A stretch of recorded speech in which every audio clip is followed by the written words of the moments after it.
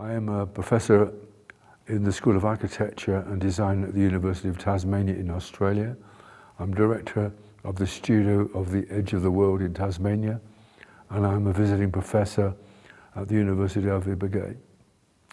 My work in design is as an educator, as a writer, and a practitioner.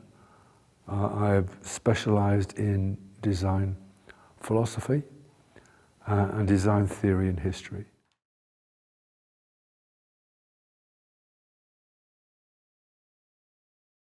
So I will take each of those in turn.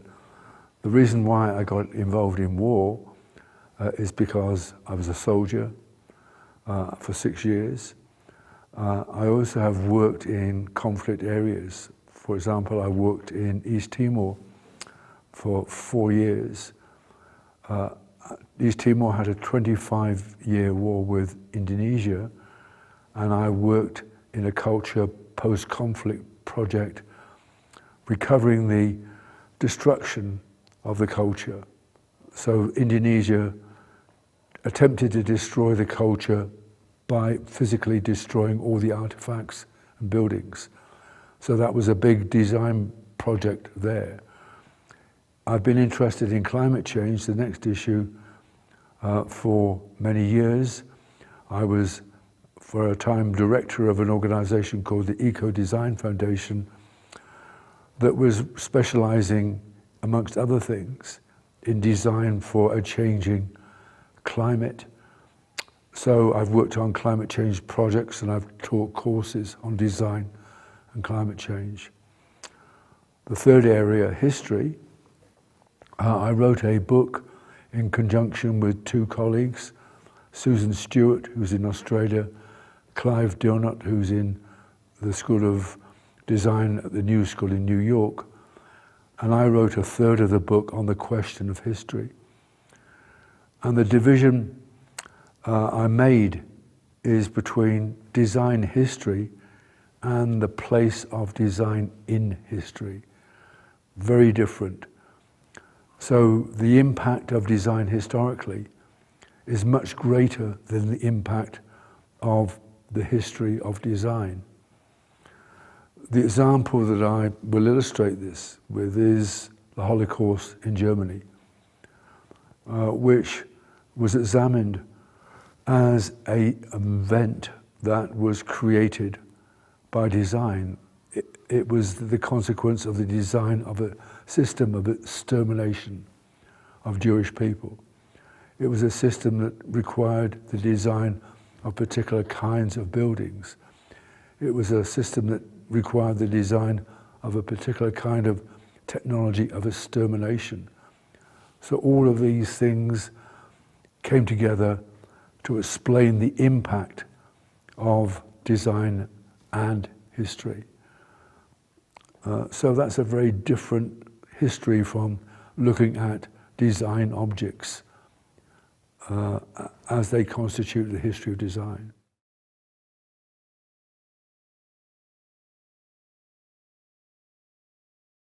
My relation to design in terms of that book is to try to get people to understand it has a larger picture. So the objective of the book is to place design as something that people in many other disciplines, in many other areas of research and inquiry, start to see as important. So it's trying to expand the readership and the knowledge of design beyond its current way of arriving.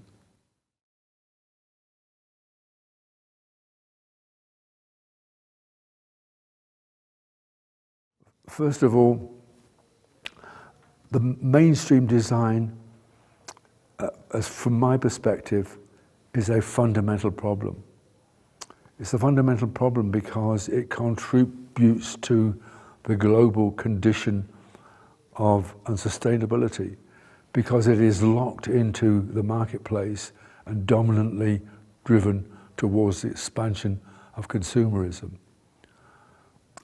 So my perspective is the very reverse. My focus is upon trying to solve the problem of the unsustainable by design. And to do that, my focus is on the concept of sustainment, which is really a way of thinking about the culture and the economy that comes after the unsustainable. So it's a really big and long-term project that no longer is my project, but is distributed around the world with other people thinking in a similar way to me, and it has a presence here in Colombia. So I'm trying, in essence, I'm trying to go in the opposite direction to the mainstream of design, education and practice.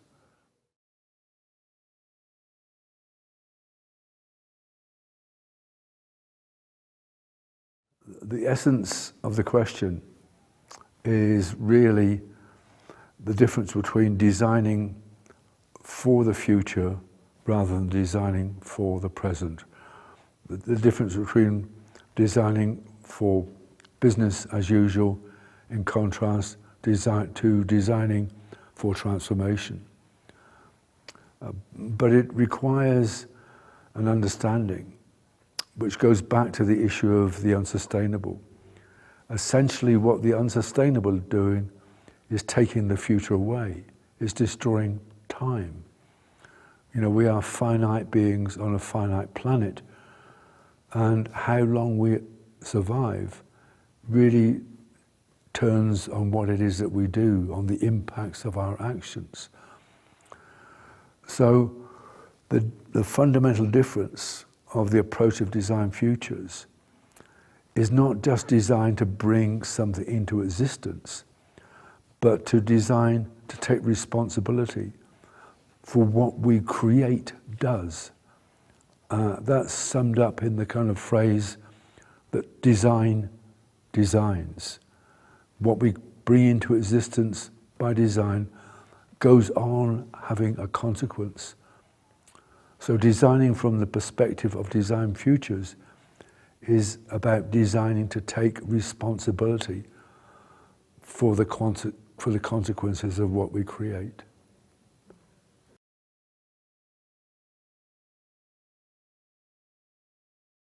So it is not possible for anything to change unless we change.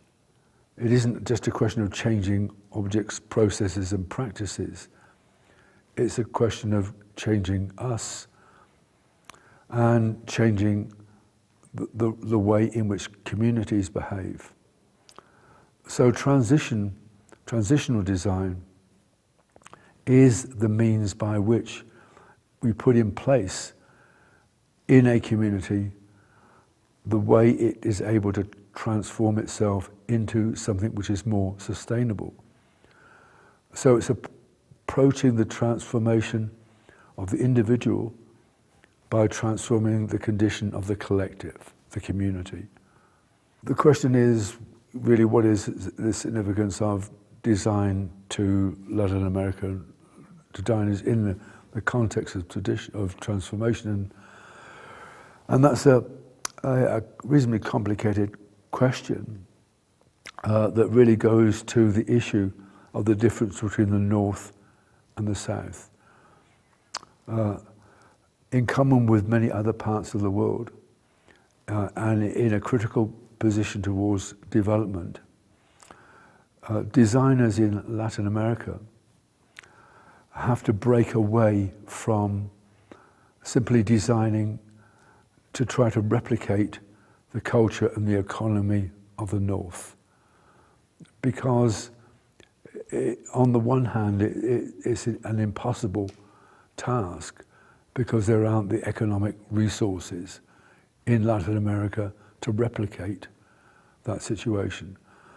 But even more significant, replicating that situation is not the way that the world needs to go in its condition of unsustainability. So what designers in Latin America need to do is to find a more appropriate way of designing in the context of the entire region, which is really setting out on another development path, creating a condition of difference that improves the lives of everybody, makes society more functional, more just and more equitable, but not by trying to imitate the North. So that's an incredibly large challenge where you can't begin with the design solution, but you have to begin with the design inquiry. So design in Latin America, design in the global South starts with a better understanding of what the South actually is and the role of design historically in creating the conditions of the South and the strategies that can be adopted to start to better understand how you can bring design into a different form, historically and futurally, to make the transformation. So the implication of what I'm saying is that it's a project that requires a new kind of design education, the development of a new design practice, strategies and projects that are going to extend over several decades. So it's a really big challenge.